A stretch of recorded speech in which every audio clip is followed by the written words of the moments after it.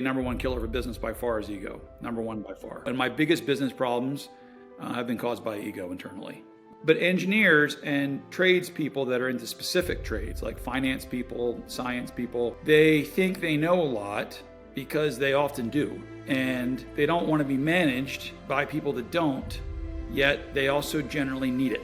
I often tell the senior leader, I say, look, you're about to bump up here against an area where I want you to be watchful and wary of tagging out if you need to. I think that you're going to get cut and you're going to learn a lesson that's bad for you, which is that you're not good enough. And that's not true. You're amazing. You just might need to have this person here come in and help you get to that level of amazing and not have an interruption in your career. Hi everyone, and welcome to Design Development, your hub to learn direct from top performers in real estate development, design, and construction. I'm your host, Rens Hayes, founding partner of H&O Lifelong Learner, and I am personally obsessed with high-powered organizations and the leaders that guide them. If this is your first time listening, thanks so much for joining us. And if you're a returning listener, can't thank you enough. Let's go. I'm excited to share today's episode with you. My guest is Eric Cruz. He is the founder of Cruz & Co. Consulting Company. He started two companies. One's a residential painting company and another is a commercial painting company. He's been very active in Entrepreneurs Organization, EO, for a long time. A mentor turned into consultant. He's helped hundreds of companies. I'm going to share something I've learned about consultants over the past few years. Consultant is a very broad term, right? You can be a consultant that's really good at operations. You can be a consultant that's really good at financials. The challenge when you have a siloed consultant is if you ask them to look at your company, they'll always find the problem in their specialty. So they'll see an issue in your financials, they'll see an issue in your operations. The challenge is it really depends on each company what problem you tackle first. You have to maintain balance. You have to have a holistic view of how a company is supposed to operate. Eric's team, Eric's process, Eric himself, they understand business holistically. They know how to look at it from all angles. So they're the type of person you want to talk to, you want to pay attention to, you want to collaborate with when you're trying to solve organizational problems. Without further ado, let's get to my conversation with Eric. Thank you so much for joining us today, Eric. Good to see you, Rens. Eric, I'm thrilled for today's conversation. I honestly haven't had a business consultant on my staff at H&O or working like extensively. I've largely leaned on mentors and peer groups and like those types of conversations to get us where we are today. But you'd be one of the first on my list when I do look to officially hire a consultant. I think very highly of you. Why I think you're such a great candidate and guest to join us here on Design Development. We're focused on the design, the construction, and the development industry. You've built two businesses around two painting businesses. So you're familiar from like boots on the ground in the weeds of building a business in the exact industries that we're talking to. And then you've coupled that and grown that into starting your own business consulting business. Correct. So instead of me continuing to babble here, I'm going to ask you to tell us a little bit about yourself and then talk about Cruz & Co. and what you're up to today. I have a big background in you would call it the trades or construction or service industry. You're correct. That's how I got started. So I've basically been to some degree an entrepreneur my whole life. And interestingly, I come from three generations of entrepreneurs on both sides of my family, which I hadn't thought about until, a few years ago I looked at it. It's in the blood. Just really doing everything, just different businesses but just purely entrepreneurship, like just different trades, different industries. So I guess it's in my blood. But I went to college, studied economics and business. I wanted to go in economics. And then very weirdly, I got involved in this company called AAA Student Painters. And I did it when I was in college. And I was basically a branch manager running this small painting business, small residential house painting business to learn how to run a business. And that was 30 years ago. At this point, 52, that must have been 30 years ago. So I learned how to run this business, and then I kind of stayed with that company, and I taught other college kids how to do this job for many, many years. And it sounds weird because when I tell people the story in hindsight, they're like, that's weird. That's a painting business. Like, why'd you do that? Well, in that particular scenario, the reason that company used painting business is because it was easy to teach a college kid how to do painting. So it's an easy trade. So they focus on everything like the selling and the profitability and the hiring and all that stuff. And I was just really good at that stuff. So I stayed with that company for many years, and I graduated college, and I ended up staying with them for years. Then I started my own company doing that called Collegiate Entrepreneurs. Very cool. And there's only a few of us that are in this space: Collegiate Entrepreneurs, College Pro, College Works, there's a couple others. Interestingly, I think 2 out of 3 of us are coaches. And my coach, Mark Moses, who a lot of people know, CEO Coaching International, he is one of the original student painting branch managers. And he has 600 clients worldwide. Wow. He's an Ernst & Young Entrepreneur of the Year award winner. Unbelievable. So when you learn how to run these student painting businesses when you're young, I mean, when I started the Collegiate business, and I taught these college kids how to do this. We grew that company over years and years and years in New England. I sold it actually last year. But I think during the time that I owned that company, we had 11 or 12,000 employees. It was a stupid number. So every summer we would have a minimum of 600 employees, and we'd be running 80 to 120 job sites at a time with college kids. Okay. All over the place, remote. And I'm assuming the reason so many of us in my industry go into coaching is because you learn how to deal with a lot of personalities. You learn how to do a lot of hiring, a lot of profit management. You're dealing with many levels of executives, believe it or not, even though it's a college painting company. You're dealing with regional managers, general managers. You're dealing with people that you're never going to meet. And I've been doing that for 20 years. So I've had a remote workforce and probably had hundreds of executives at different times in the past 20 some years. So that's kind of how I got my knowledge. And it's funny, I work with companies now that are anywhere from 2 million to $500 million. And all I'm doing is the same basic stuff, which is just, coaching them how to run a smooth business and be great leaders and all that kind of stuff. But that's my background. Wow. And then, along that journey, started multiple other businesses. I think 6 or 7 years ago, we started CE Painting. Mm-hmm. And we started CE Painting. I have a partner in that business, and he worked with me in the Collegiate business. He was a general manager. And we were just really good at running large-scale operations teams. So the economy was booming. And we just said, we should start a commercial painting business because we already know how to do this stuff. And we did. Mm-hmm. And now the economy's a little rickety right now. I will say that. But I will say we have had an amazing run in that company for, it's probably been 6 or 7 years now. We almost broke the Inc. 500. I think we came into 570 on the fastest growing companies 3 years ago. I don't know how many employees we have now, but it's a lot. And we've had a great run in that company. But it's really, we kind of run that business like the Collegiate business. We just try and make sure we take care of the employees and we do all that stuff. Now, how did I get into consulting? That's another story.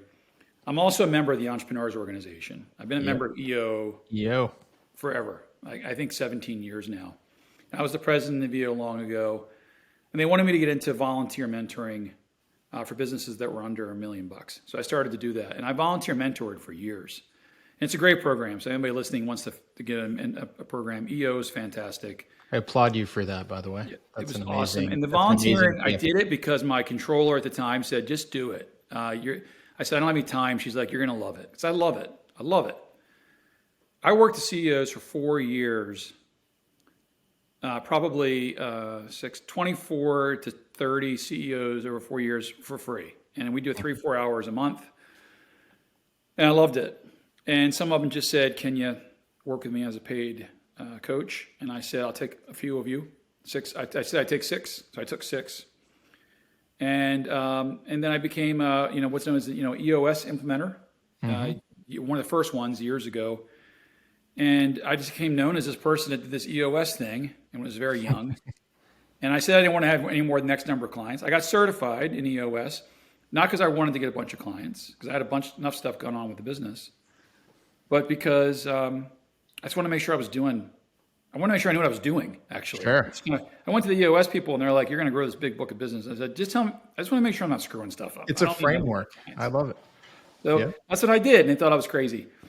So unfortunately or fortunately, what happened was I became known as this EOS person. So I kept getting all these clients, and then I grew it to, I think, 20, 30 clients, probably 3 or 4 years ago. We got up to that size, maybe 5 years ago at this point. And then one of my businesses wanted to become an EOS implementer. So he came on and worked he worked with me. And then what happened was our clients started to use all the business resources that I have. So they started to use my finance team, marketing team, M&A team. Like they started to use everybody I did business with. And then we had other people that wanted to work with us as consultants. And then eventually EOS became a franchise. It just wasn't a fit for us anymore. Yep. So we rebranded as a full consulting company for small and medium-sized business. We built our own operating system called the growth system. And that's kind of where we are. And now we work with, I think we work with 110 companies, I think is the current count. And it's an amazing number. It is. And we try to make sure that we try to make sure it's always one, if that makes sense. So we try to make sure that every client is the only client. I always tell people, if we ever grow more than every single client not being the most important client we have, we've grown too much. It's a great way to look at it. At the moment, it's every single client. We focus on three things: revenue, profitability, and valuation. And we've become a full-service consulting firm. So we have a separate finance company, CFOs, controllers, bookkeepers, strategists that support our clients if they need it. I think we brought some on today, actually. I think we have 11 consultants or something like that that are awesome.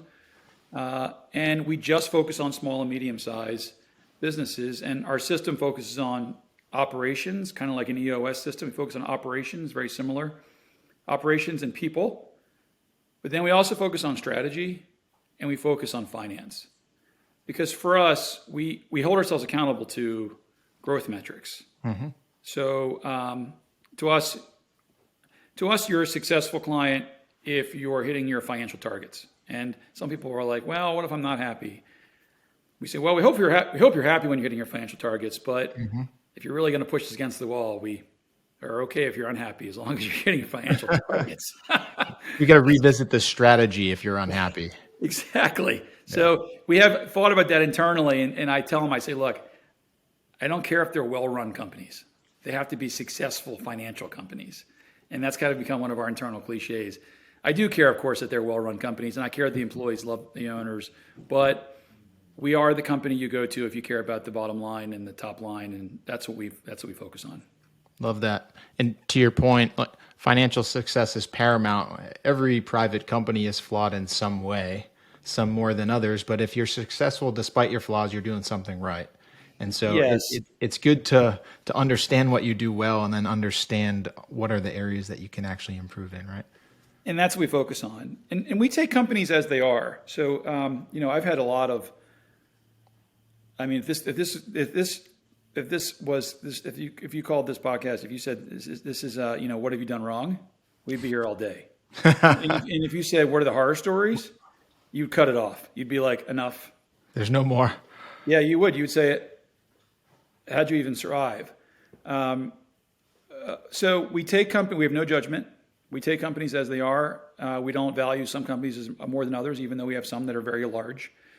And we have clients that spend $1 gazillion with us, honestly. We have clients that spend a small amount of money with us. We look at them all like everybody's an entrepreneur, and we want to help them get to wherever they are, to wherever it is they're trying to go, whether it's 3 million to 5 million, or we have companies right now that are trying to get to we have a company right now that's about $500 million and trying to get to $1 billion. So it doesn't matter to us, but we got to help them get to where they are. And it's interesting. People are like, well, it must be really different working with these $500 million companies or these $300 million companies than the difference in these $2 million companies. Nope, not different. It's just a matter of the gradation of the type it's about the size of the payroll and the quality of the person. But I look at a chief revenue officer and say, you're not hitting your sales targets the same way I look at it as a business development rep and say you're not hitting your sales targets. It's not. That's well said. So, Thank you for that insight into who you are and everything that you've been doing. And I love how one business kind of grew into another because you're capable, right? The Collegiate Entrepreneurs company, that painting company that focused on single family houses. You had a really good general manager who became your partner in a commercial business, CE Painting, that's in the greater Boston area. And I know you guys have a great reputation around here. You're part of EO, one that's investing in yourself. That's a peer group, right, of business leaders that helps you learn from each other and solve problems. They're just somebody that is living the same triumphs and pains that you are. They're a peer that you can bounce ideas off of to make better decisions. That grows into mentoring and then ultimately creating today's consulting business, which I'm sure is extremely fruitful. I share the sentiment of I really enjoy just talking about business and solving business problems.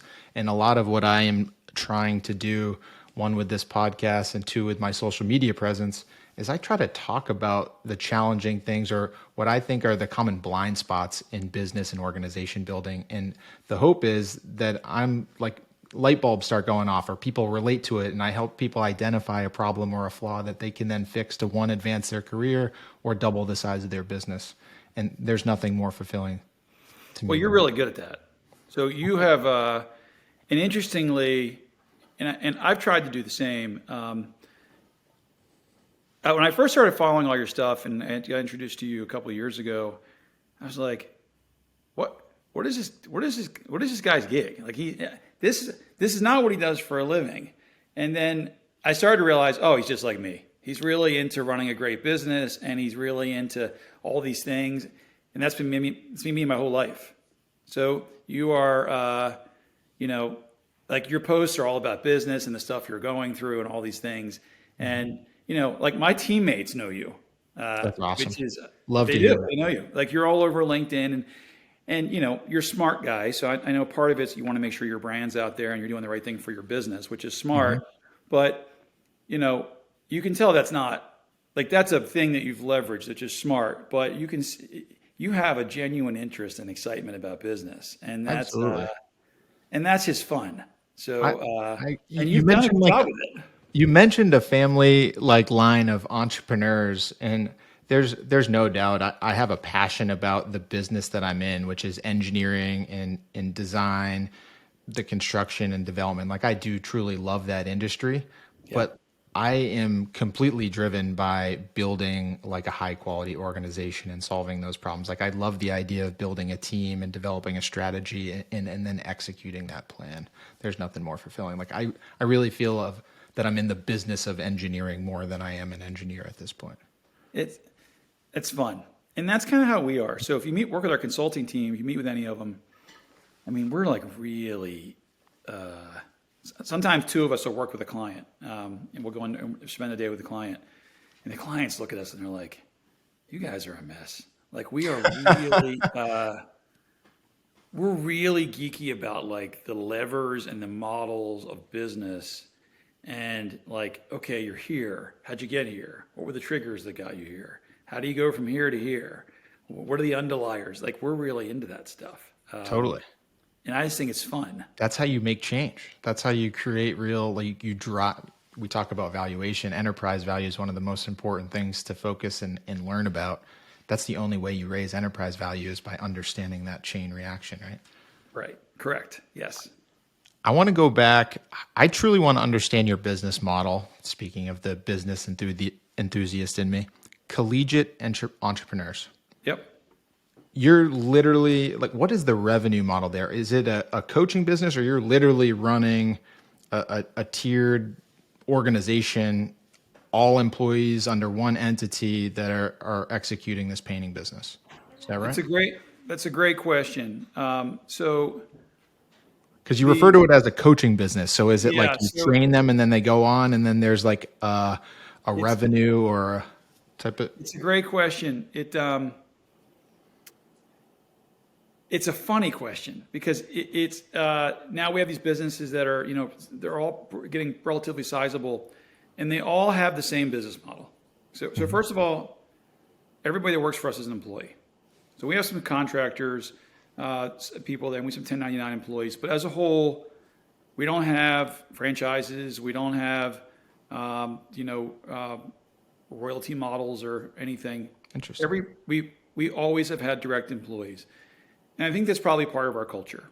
So even when, we left EOS and, I did it for so long that we tried to make sure we didn't build this business to be another EOS business. And I loved EOS and I loved the firm and I still have a lot of great friends there. And it's a great referrer for us, honestly, and vice versa. But we knew we weren't a franchise. Our business model in the collegiate world was basically they were individual profit centers. And we took a percentage of the business. We made money by call it administration fee off this branch manager, and we would take a percentage of that. But ultimately, we were helping them run their individual profit centers. So although they were employees of ours, we would take a percentage of that business. We would give them an advisor to work with them, and we would coach them. So for every 10 or 12 branch managers we have out there, and the business is still alive. The person I sold it to is awesome. One of my longtime employees. He's a great guy. But he now and us back then, we would take this one branch manager and take 12 branch managers and give them a regional manager to work for them. And it's the same thing now. So so now it's just our revenue model now is very similar. The consultants get X percentage of the dollars they bring in, although we're probably going to start switching them all to salary, honestly, and change it to salary plus bonuses over time. We're becoming more like a Deloitte, honestly, for very small businesses than we are. We kind of went from an EOS thing to a similar model, but we're really transferring that to really being a full consulting company. But for now, in the consulting company, it's the same thing. Our people are partners. Actually, we have a partnership, just like Deloitte. All of our consultants are actually own part of our firm, and we take a percentage of the business. That's how we make money, their business, and we sell all kinds of other services to clients. And ultimately, they build a book of business, and then they take equity in some of the firms as well, and we participate in the equity deals that we have going on. And that's how we do it. In the commercial painting world, once again, all employees. But we set up our project managers as basically individual businesses there as well. So everything about every single one of the businesses I'm involved in is ultimately about making an individual unit successful as a business. Whether it's a branch manager who's being successful as a business, a consultant who's being successful as a business person, the business person that they're representing, their clients are basically just past branch managers, basically. Every one of our clients is just like a branch manager to me at this point. And then in the commercial painting business, it's project managers. So we are just a bunch of pods of successful people that we're trying to make successful. And our business our business philosophy is to hire people that want to achieve something that matches up to what we want them to achieve and then make them win. Alignment is jumping off the page to me. We're big into that. It's alignment of incentive success for the branch manager or the partner or the individual means company success, financial alignment. Yes, that's right. So if you look at all of our businesses, it's the same. There's always a boss that has people. The boss's job, and we have many different leaders in our companies, but the boss's job is always the same. Make the people underneath you successful. And every person, even down to our painters, it's always about just make every single person that works here successful. So we're extremely employee success focused. Extremely. And we have a full alignment bottom to top on that. People first. Yep. And that's how we do it. And it's people as our business model. So it's we've set ourselves up. I'm a total capitalist. I don't think that's a shock to anybody listening to this. But I set it up. My accountant has a great expression. He says, keep honest people honest. Our system is set up so that we can try and be as financially successful as we possibly want to be. But the only way we can possibly pull that off is if all of our teammates are successful first. Hey everyone, quick break from the episode. If you're enjoying today's episode, please send this to a friend, like, share, comment, subscribe. It's the only way we're going to help more people. Let's get back to the show. There's no better way to operate. Like I would share that sentiment as a capitalist. Like I am driven. I want to be successful. All of through however you measure that, I'm driven to achieve. In a saying I always go back to is I never want to be successful at the cost of somebody else beside me. I want to be successful because I've supported the success of everyone around me. Yeah, that's awesome. Right. Yeah, That's right. the only way. Yeah, so that's our approach, and so we focus on that, and interestingly, in the consulting business, ultimately, the reason we left the EOS community is because they are very focused, and I give them credit, they're very focused on making sure their implementers are very successful. I give them credit for that. We're focused on our consultants as well in the consulting company. We're very focused on them being successful. But ultimately, in our consulting company, the end client is actually the client. So we don't make money off of our consultants. If they don't pay us anything, certainly they get paid by doing the work. So in this company, our successes are our clients winning. So, yes. And that's why we tell people look, they want an EOS system. We say you should go use them because we are a full consulting company. We happen to have an operating system that we love, but we are a consulting company, and we judge ourselves based on the success of our clients. So part of your consulting is going to be advising and helping people with HR and hiring. And I'd love to use, going back to collegiate entrepreneurs, because I am very interested in this business model. You have a lot of churn. College students are only college students for Ridiculous. a few years.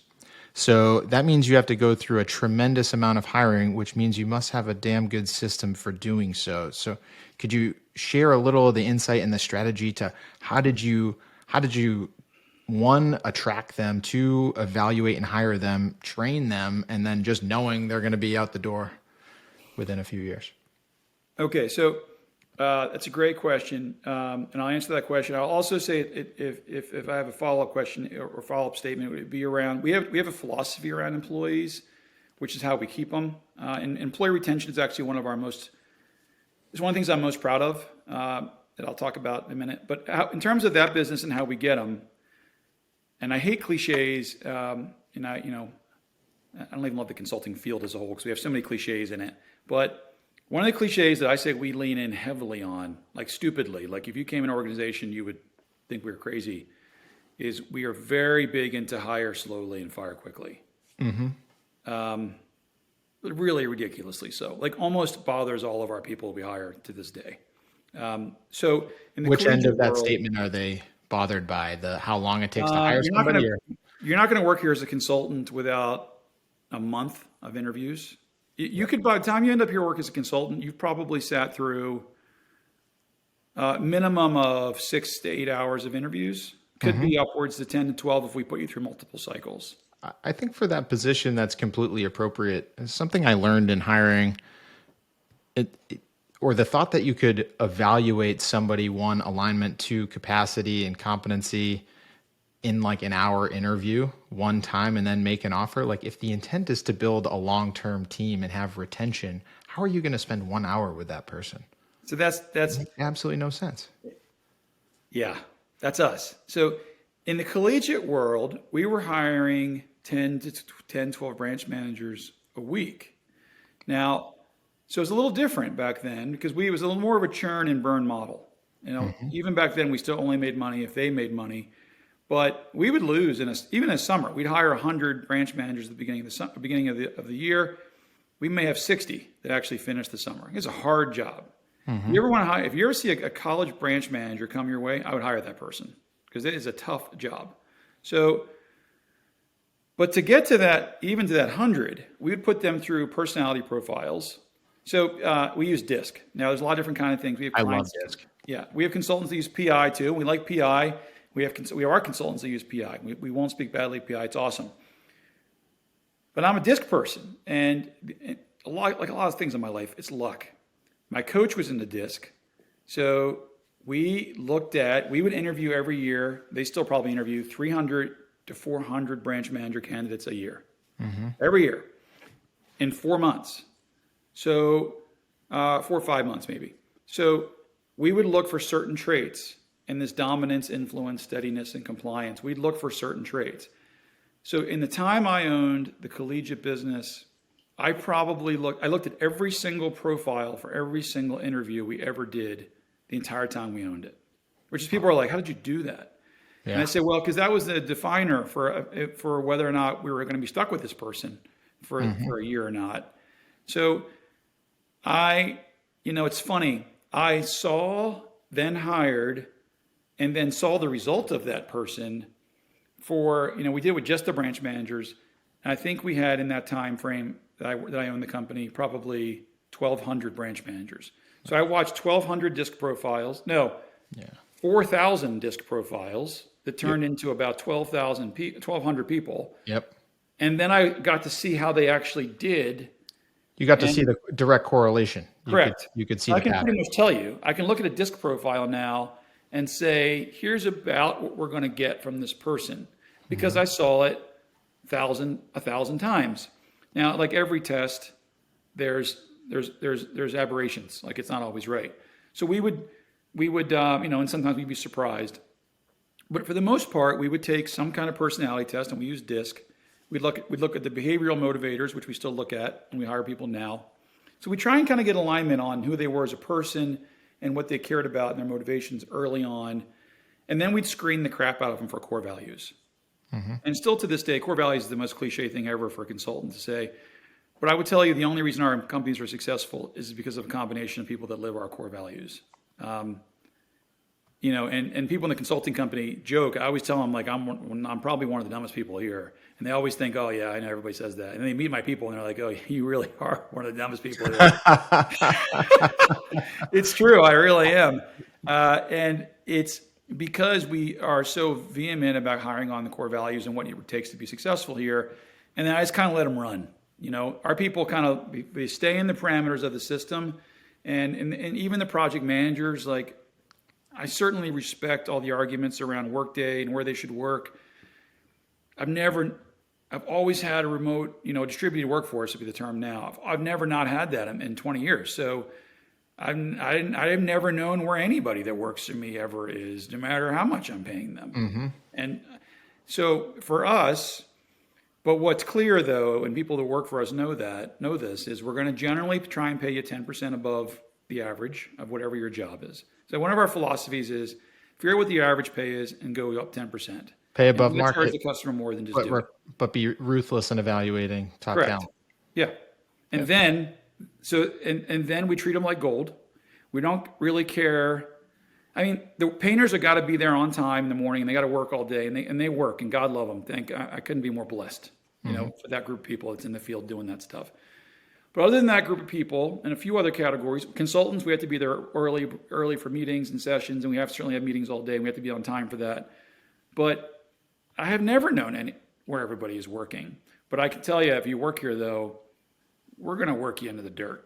Like, that's the truth. And people are like, well, work-life balance. And we're like, it's a great place to work if you like to work. If you like to work and you're proud of what you do and you're going to be really excited about it, you should work here. Because it's not that, we don't care. You want to take a half a day off with your kids? You should do that, because we're all about having an amazing life. But you're going to work hard and get results, or we're going to... When you're at work, it's time to work. Yeah, we're going to cut you. But I think it's really important to be forward about that. And that one, again, acts as a screen on your hiring process. It gets the right personalities and the right alignment in the company. And that's how we do it. So, and then we fire people pretty quickly. And it can be challenging. I get this question a lot from people, which is how fast. And my answer is it depends on the level of where they are in the company.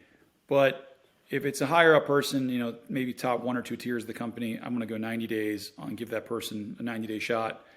But I'm not going to give them 150 days. I'm going to give them maybe 120, no less than 90, maybe 130 to 140, but not 150 to 180. That's kind of my rule of thumb. So, and we make bad decisions. So we just move them out as fast as we can. What the timeline does too, it makes the leader be objective, or make sure they're putting their best foot forward to evaluate the hire and the talent. And it's honestly the best thing to do for both the employee and the company collectively, because if it's not a good fit, it's better they know sooner than later so that they can go find the right fit. Yeah, that's right. That's right. Yeah, I couldn't agree with you more. Because if you're not paying attention, if you hire somebody, if we go back to I'm going to follow Michael Gerber's book there, The E-Myth. If you just hire them and let them do whatever they want for 90 days, and then you go to evaluate them, you're like, I have no idea if they're good or not. And it's like, well, then that's your problem. Like this kind of That's forces right. them to have a system and make sure they're evaluating them constantly to know that they're the right fit. I think that's dead on. So, and it's interesting. We're big into strategy. I mean, I could talk to you all day, Rens. We have a fun time doing it. Your audience 100%. I'm all about it. would be way deleted this. But the interesting thing is we have different strategies in each of our companies. We have different strategies for how we perform in the marketplace and different strategies for evaluation for each of our companies. But interestingly, in the commercial painting business, one of our strategies, and it's tough to put a secret sauce on this, but we have like some ridiculously high level of retention amongst our teammates. It's like 95% chance you're going to survive. This is at CE Paint, CE painting, which like a labor, it's commercial painting. So there's a labor force. There's generally higher turn in those types of positions because it's hard work. That says a lot about the company. We don't have it. We never had a problem finding employees. What's the sauce? What's the secret sauce? So, like I said, once again, we pay more than market. Which people are like, how do you get away with that? And we probably get it back in making them work harder, honestly. They probably get the same amount, but we pay them more. We try and give them as much upside as we can on bonuses if we can. We treat them like gold, and it's not because we just love them. I mean, my partner and I consider it an honor that they even work here in the first place. Love that. We know how valuable they are. I think it's the most rewarding thing in business is the team that joins you on the journey. Like I am most proud of the team at H&O for sure.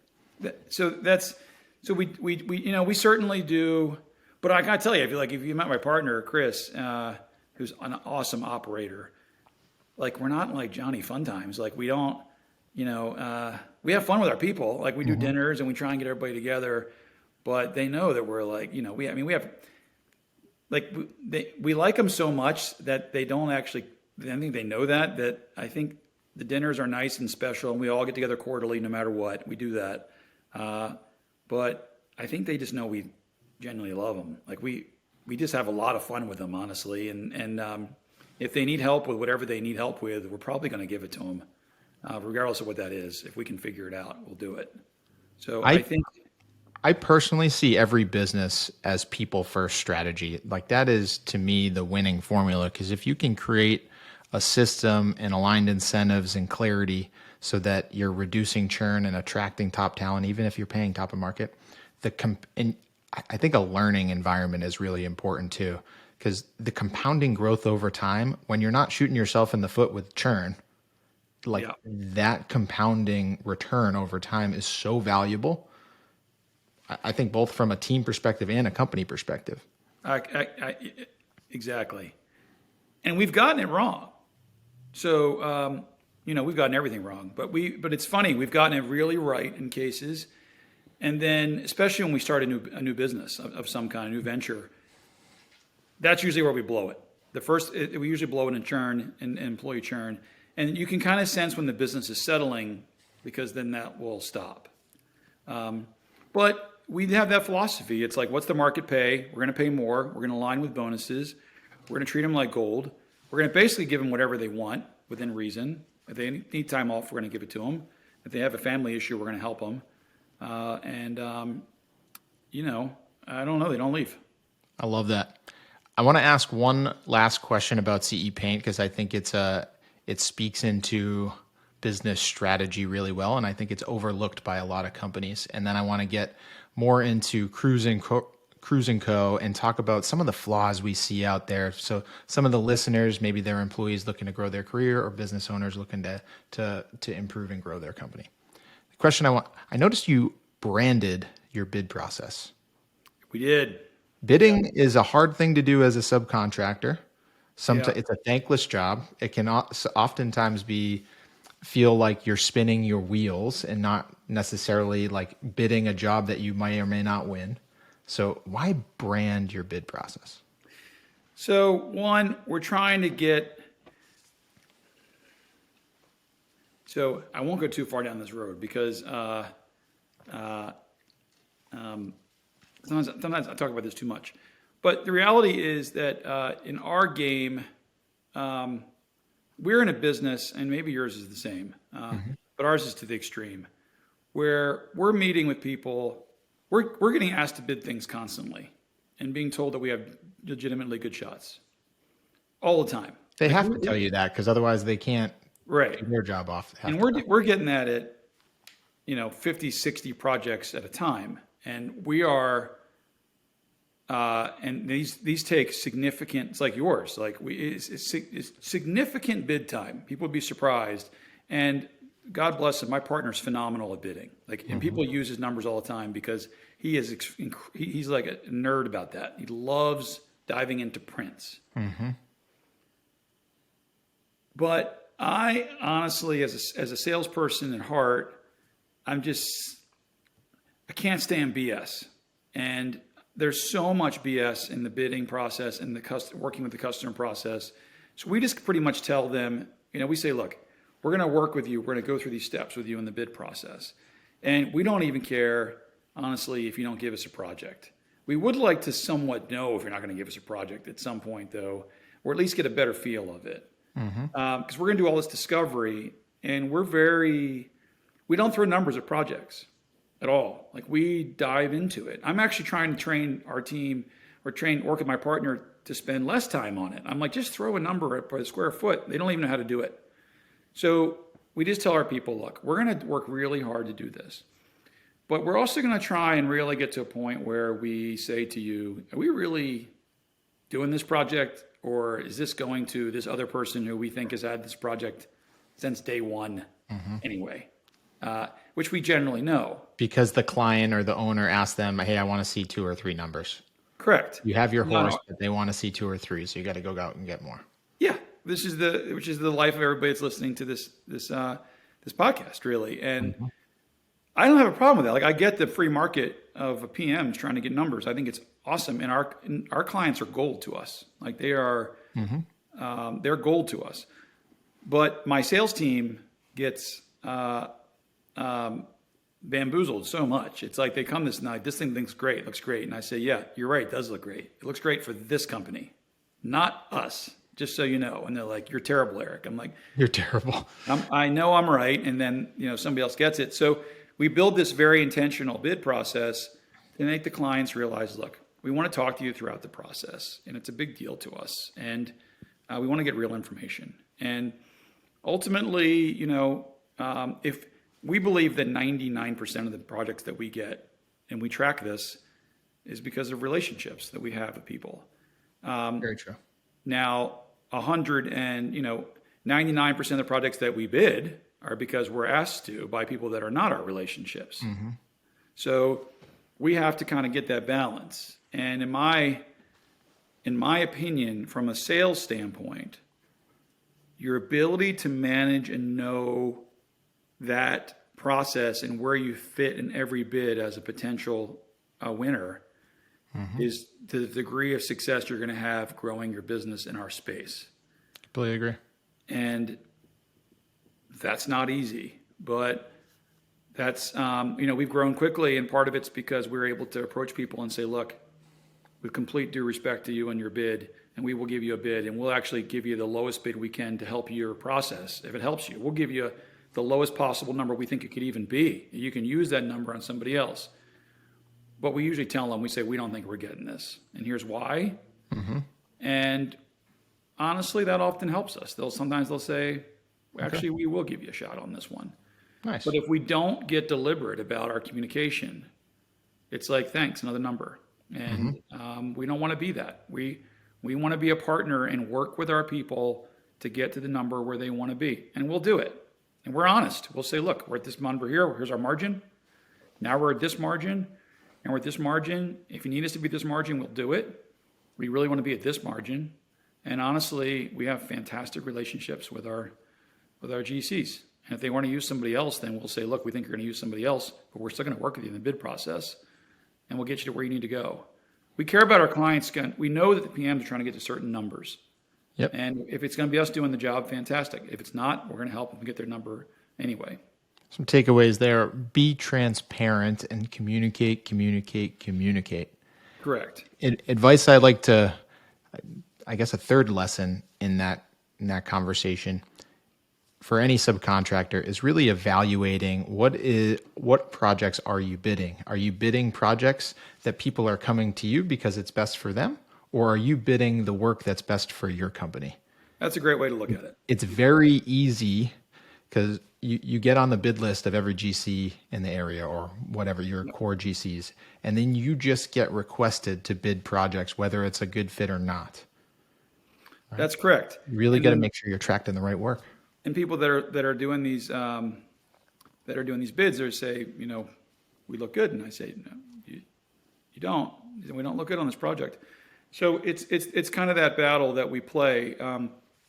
But we grew relatively quickly because of being able to get in there in relationships and having extremely honest conversations with people that they weren't used to. We work with over 100. We probably work in 50 different industries. I don't even know how many industries it is. That was going to be my next question going to Cruising Co. Like, what industries do you serve? Well, I'll give you an answer to that question, but it's probably 50-ish industries is my bet. But I will tell you, as perspective, for transparency, especially in the sales process, construction is by far the least transparent of any industry we work with. Wow. There's not even a close second. That hits home.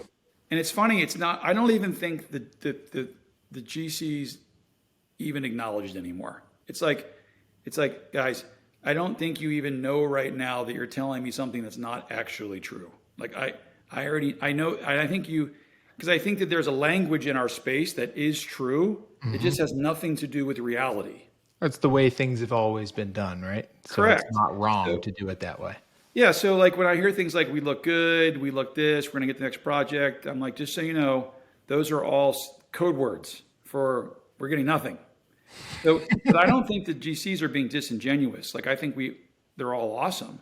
But for us, it's if we don't get those triggers and hear what's really being said early, we'll stay in the bid process for months, work really, really hard, and then think we have a project and not say the things we needed to say earlier if we really wanted to get it. So we try as an organization to have honest conversations as soon as we can so that we can get projects. And so more importantly, our GCs can ultimately get to where they want to go anyway. And we always tell them, like, look, you don't need to, you want us at a certain number, just ask. We'll tell you if we can get there or not. We're not greedy. We'll tell you. Just be straight, just be forward about it. Yeah, and that's kind of how we do it. Do you service, in the consulting business, do you service architecture and engineering firms? Are you familiar with that space? We do. We work with people that you probably know. Okay, Yes. great. And just from your exposure to the industry, and this doesn't mean those companies specifically, what organizational flaws or blind spots do you see in professional services that might correlate? I'm looking to give tips to the audience. So like we're trying to talk about blind spots and get people thinking differently about their business. What's your degree in? Engineering. Okay. What kind? Civil, which is structural engineering. There's a whole conversation there. I don't think it should be called civil. It should be called structural, but. Okay. So,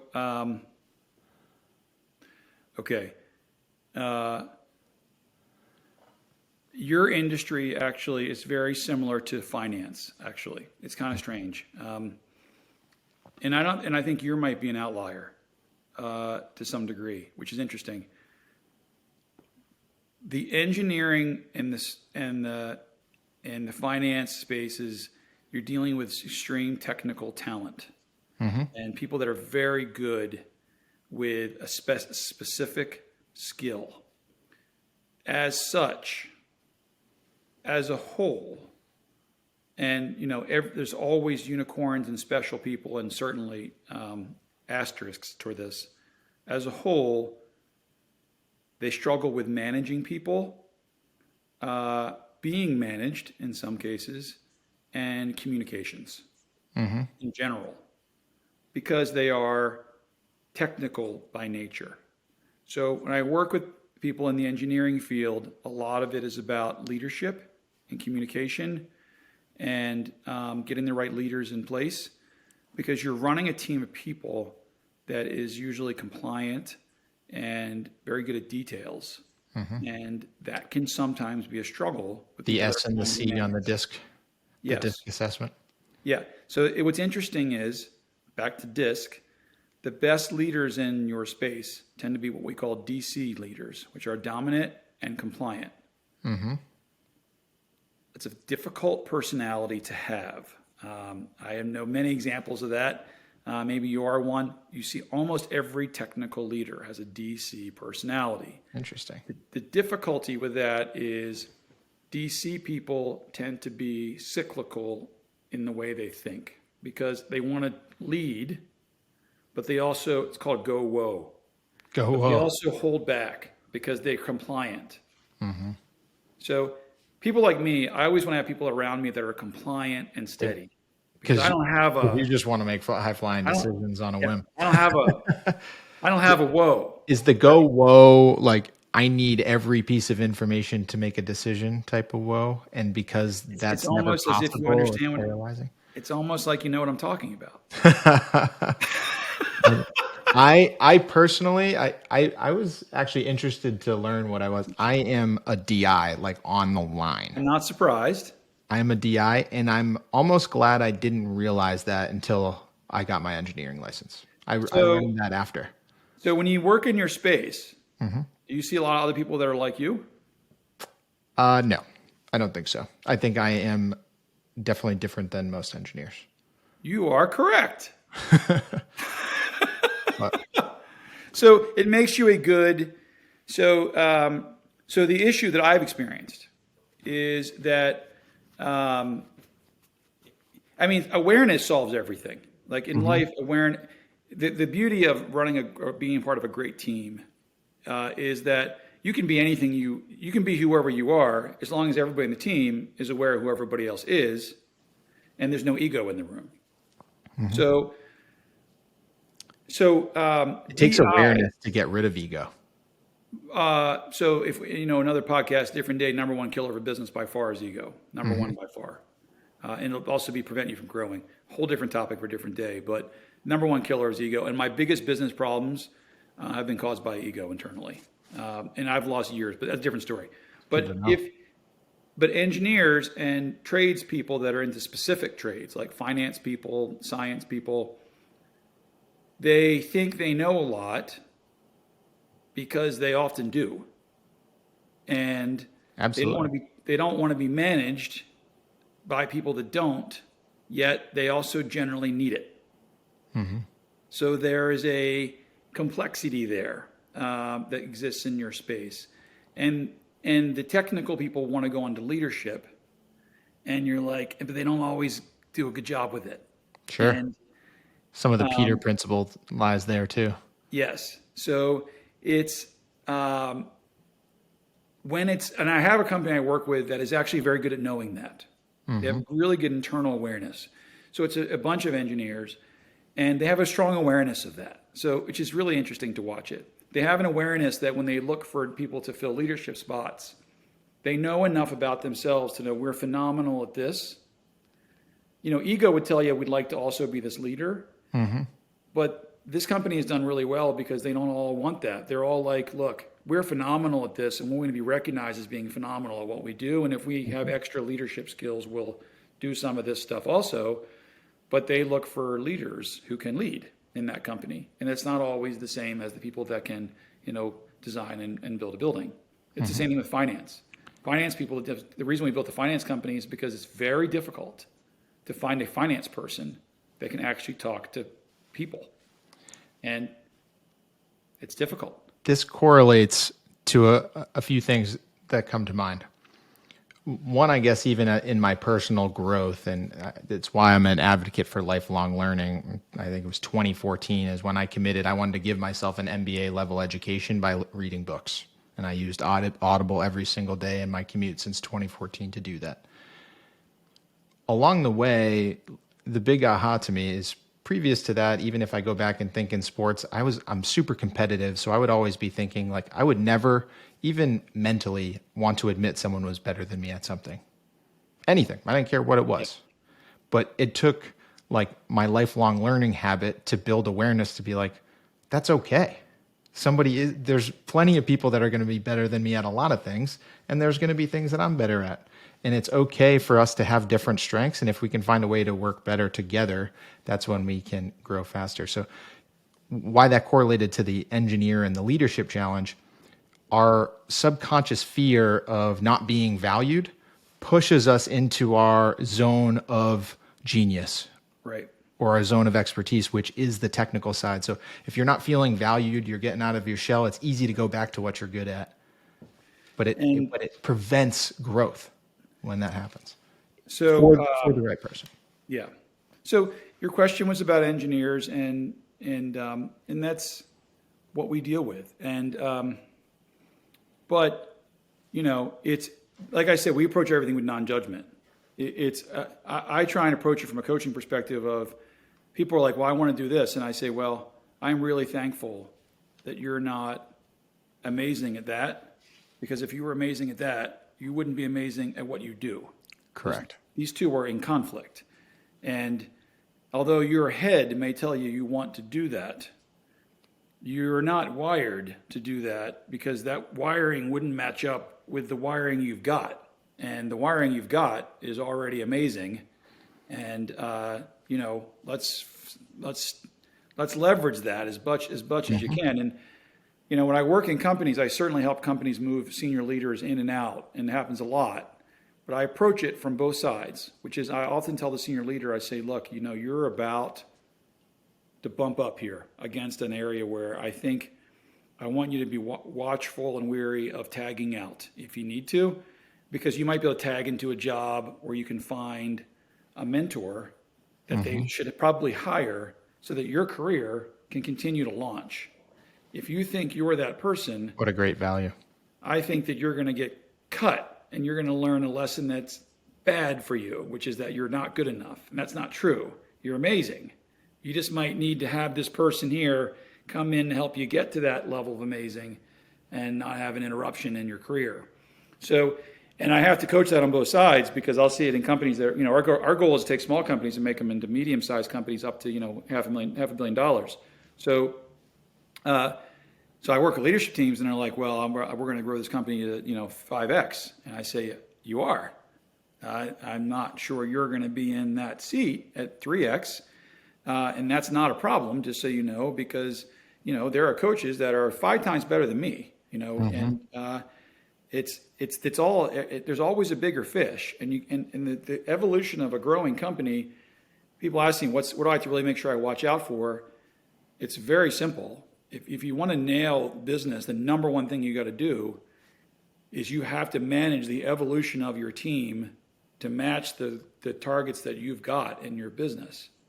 And if you can't do that, which is extremely difficult, for the record. Very difficult. If you can't do that, then your business will stall at the level at which you are most able to do that at, if that makes sense. And it's mathematical. We work with 100 and some companies, so I watch it mathematically all the time. The people will say, well, I'm going to grow to this. I say, no, you won't. Not with these people in that seat. You just not won't. With this strategy and this team. Correct. Right? We're not with insert whatever the issue is here. And, but it's not, I tend to be a high D person, so I'm always negative. So I'm always like, you're not.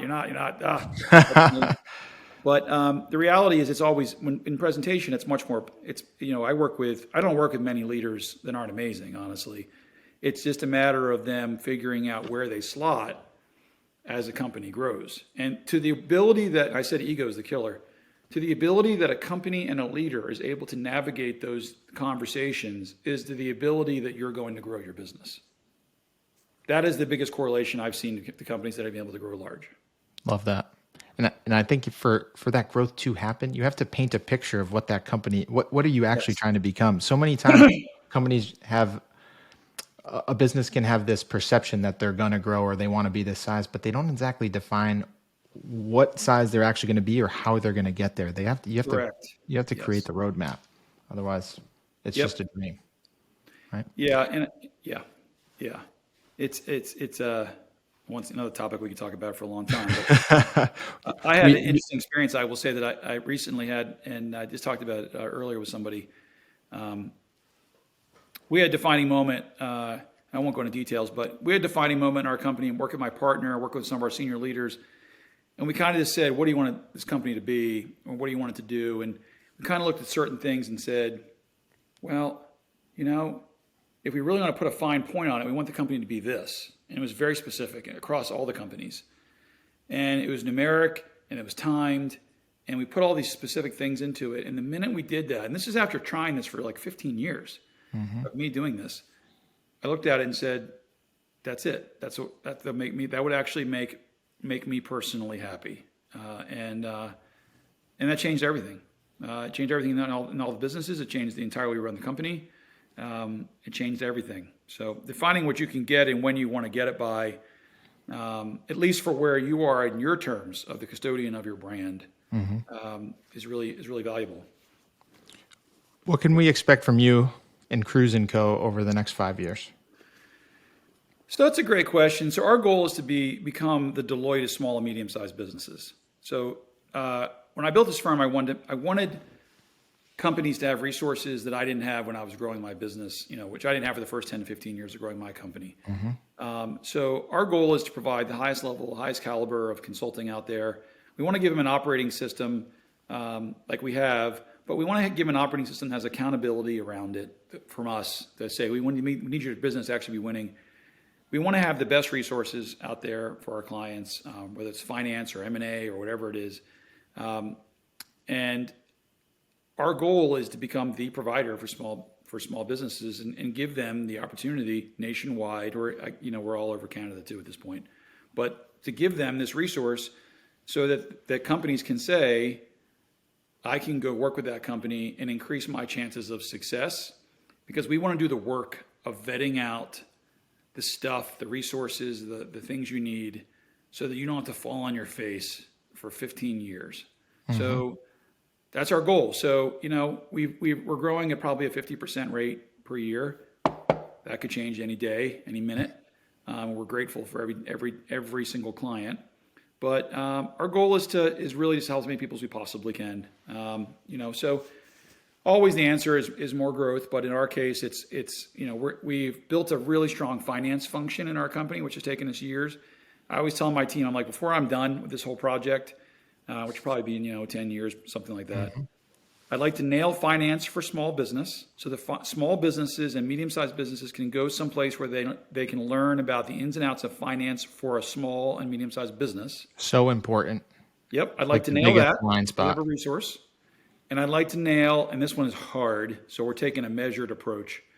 I'd like to do the same thing for marketing, which finances, of course, has been, as I expected, harder than I thought it was going to be, although we've made a lot of headway towards it.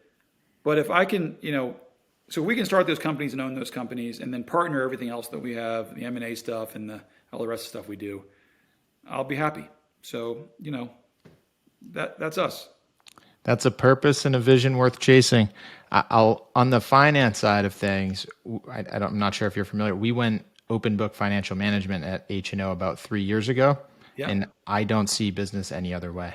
Yeah. When we're talking about alignment, it's the scoreboard of the business. So when you're trying to communicate a strategy, right, in a go-to-market strategy or value proposition, then you have your operational model, right? You talk about that process, that framework that everyone works in, or the training module.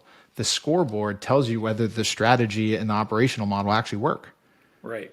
And how to improve it. And it gets buy-in to what we're doing because they have the scoreboard. It makes it clear as day to me. So interestingly, we are not open book. But if you saw how we run our business, you would say you may not use the pure open book system, but you would say, yeah, there's a lot of we parallel. discuss the numbers. We have no, I don't think there's actually a single number in our company we wouldn't discuss and that we don't. Mm-hmm. We just don't have a formal system. So if that's working for you, fantastic. It's good for you. What's a top book or podcast you would share? Oh, I'm weird on the books because I'm so old school, but I can tell you the books that have probably affected me the most are probably for sure are How to Win Friends and Influence People. So if you read How to Win Friends and Influence People and you spend the day with me, that's me. Like I read that book and I said, that's a great philosophy. That's my whole philosophy. The Seven Habits is a book that we, old school. I quote the Seven Habits to our team, our clients, every day. Every day, we still use the Seven Habits in some shape, fashion, or form. Seven Habits of Highly Effective People. Measure What Matters. We use OKRs in our system, so we use Measure What Matters as our source material for that book. So those are kind of the big ones that I. Those are three great recommendations. You can't go wrong with either of them. Now, those are Like the you ones said, that those are staples. They're still pertinent today. They are, and for business podcasts, I do like stuff like How I Built That, and I do. I tend to think that we're getting ready to launch a podcast. I think in Q3, we'll have you on there for sure. Love it. I struggle with podcasts, and I try and be a good guest on podcasts. I try. Even How I Built That, I think that there's a level of you don't always get the grit of how they did it. So our goal is to, but I do think How I Built That is a fantastic podcast for if you want learning. If you want to see how they did it from scratch, start to finish. But we're going to build a podcast. I think that's going to be around. Give us one story that you would never share about your business with anybody ever. Either it can be scary and terrible, and air that out, or it can be funny, one or the other. And then what is the one thing you learned? And because it's funny as a consultant, and I always tell people this, I'm like, if the consultant tells you something, you should say, number one, is that what you did to get to where you are? And if not, I'd like to know how you did it to get to where you are. Mm-hmm. And then I tell them, I say, ask what they would do if it was you, if it was them in your situation. So I catch myself with clients. I give them the stock answer that the book says all the time. And I've learned it. And I know I know the stock answers. And I always give it to them because I feel like we have an oath to say, the book tells me right now you should be doing this as an answer to your question. But then my clients know us quite well. They'll say, Eric, what would you do? I say, I would use that as a bumper. And here's how I actually have handled it. And they're like, how did you do that? And I say, well, here's how I got away with that solution. But, we don't, as entrepreneurs, it's not this linear journey of doing all this stuff. It's like you take this 7 habits and then you borrow from like your grandmother and your aunt to survive. And then you go into debt and then you do this and then your top person quits and then you get sued. And then there's all this crap. And I think it's about so I like to listen to stuff and read stuff that's like, how did you really do that? So, I'll be a listener for sure. I love that because you're right. It's rarely exactly how the book tells you to do it. There's always a little nuance. It informs the strategy. And like you said, this journey is not one straight path. Everybody's path is different. And that's a big part of what design development's all about. We're trying to share that so people can see really correlations to their journey, right? Yeah. So last question, and then we'll have our sign off, is your best advice for emerging leaders. That's a tough question. I get that question a lot. It's the best advice is,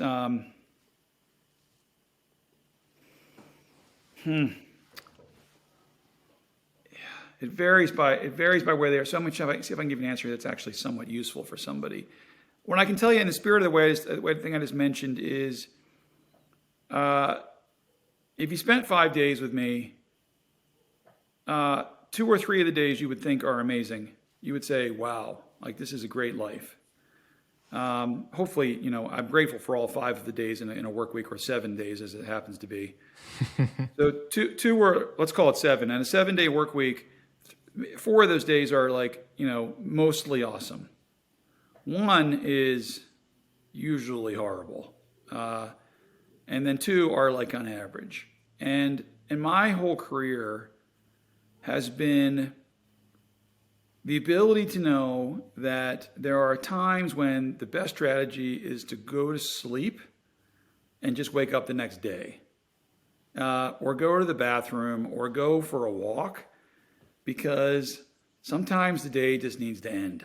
And so, and I think that the leaders, people who are successful, are very good at being able to survive challenges, period. And then also looking back and saying, what did I learn from that? So our whole business is based on, people are like, I work with Eric and his team and we're going to be super successful. No, you're going to directionally fail upwards. That's us.